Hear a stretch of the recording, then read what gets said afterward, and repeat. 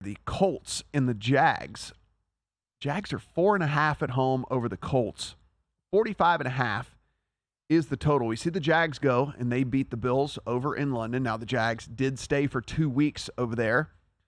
Come back home as 4.5-point favorites over the Colts, who looked decent today. That said, did lose their starting quarterback in Anthony Richardson, and it is going to be Gardner Minshew for them in this game. Jonathan Taylor did play, but didn't play very much and didn't have much of an impact on the game. Of course, I'm sure he will work in a little bit more as we move on. That said, the strength of this Jags team, as we mentioned, you can't run the ball on them. So what do we feel about Gardner Minshew's chances of passing the ball all over the Jags after they return from 2 weeks over in London?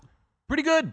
I think it's pretty good because the Jags have no pass rush. And when you don't have a pass rush and your secondary is not wonderful, that is a bad combination. We saw that when C.J. Stroud and the Houston Texans absolutely lit up this defense before they left.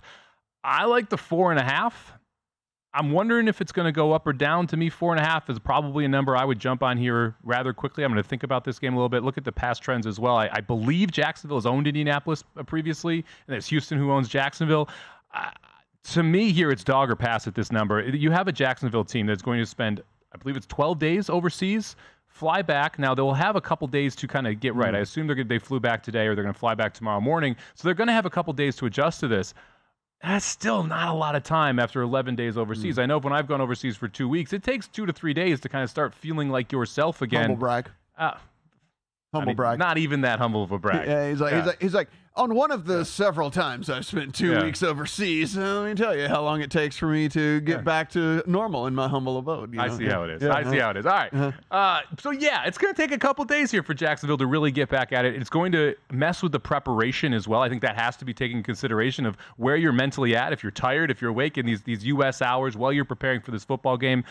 And again, I think this is a Jacksonville team that just likes to make mistakes. And when a team that likes to make mistakes is laying 4.5, I want to be getting the points with the other team. Go to VSiN.com/subscribe to become a VSiN Pro subscriber today.